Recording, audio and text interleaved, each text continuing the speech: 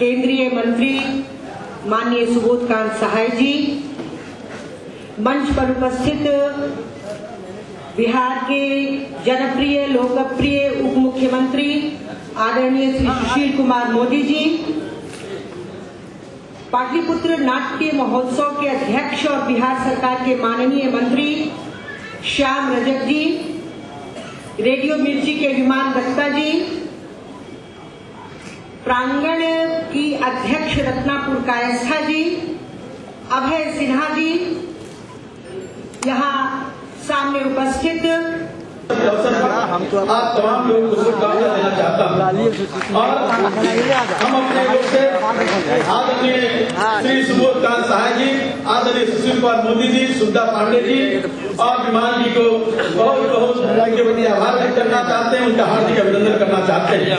के पर्यटन मंत्री, हम लोग के 74 आंदोलन के साथी भाई सुबोधकांत सहाय जी, माननीय मंत्री श्री श्याम रजक जी, माननीय मंत्री श्रीमती सुधा पांडे जी, प्रांगण की अध्यक्ष श्रीमती रत्नापुर कायस्थ जी, रेडियो मिर्ची के श्री विमान जी, श्री अभय सिन्हा जी, अनुपम जी और अभिजीत कश्यप जी और यहाँ उपस्थित बहनों और भाई मित्रों, प्रांगण संस्था के द्वारा ये महोत्सव मनाया जा रहा है और मुझे बड़ी खुशी है कि केंद्र में मंत्री बनने के बाद, इस विभाग को संभालने के बाद पहली बार सुबोधकांत सहाय जी का पटना आगमन हुआ है। मैं अपनी ओर से, अपनी सरकार की ओर से आपका हार्दिक अभिनंदन स्वागत करता हूं। मित्रों, अभी सुधा जी जिक्र कर रही थी पटना के अंदर नाटकों की स्थिति के बारे में, और ठीक कहा कि जो एक परंपरा थी, ऐसा नहीं कि आज से 25-30 साल पहले बहुत ज्यादा भीड़ हुआ करती थी, लेकिन भीड़ बहुत महत्व की बात नहीं है। इसलिए आगे आने वाले दिनों में पटना के अंदर रंगमंच की कमी नहीं है और बहुत प्रतिभा पटना में है, बिहार के अंदर है, तो उसको मौका मिलना चाहिए इस प्रकार के कार्यक्रमों के आयोजन के द्वारा। तो मैं श्याम रजक जी को और रत्ना जी और तमाम इनकी टीम के लोगों को धन्यवाद देना चाहूंगा कि आपने हिम्मत दिखाकर इस परंपरा को यहाँ कायम रखा है, और मैं अपनी सरकार की ओर से आश्वस्त करूंगा कि हम हर प्रकार की मदद करेंगे, और इसलिए आप काफी अधिक योगदान और बिहार को मिले। इन्हीं शब्दों के साथ तमाम देश भर से आए हुए नाट्य कर्मियों का मैं फिर से एक बार अभिनंदन स्वागत करता हूँ। धन्यवाद। उप मुख्यमंत्री और हमारे पुराने संघर्ष के दिनों के साथी इस राज्य के प्रतिभाशाली नेता आदरणीय सुशील कुमार मोदी जी, आदरणीय श्रीमती सुधा पांडे जी, जिनके बारे में अगर नहीं भी मंत्री बनी होती तो उन्हें हम लोग शुरू से कला और संस्कृति से ही नजर से देखते रहे हैं। इस बात की खुशी है कि उनके हाथ में ये विभाग है। आदरणीय हमारी इस संस्था की अध्यक्षा और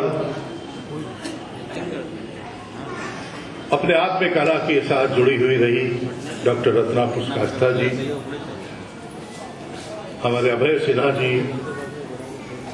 आदरणीय उनकी पत्नी जो यहाँ उन्होंने घोषा के रूप में अपनी व्यथा, और कलाकार यही है, कलाकार आर्टिफिशियल नहीं हो सकता है, जो उसके मन में है, जो उसकी ये है वो एक्सप्रेस कर देता है। और सही में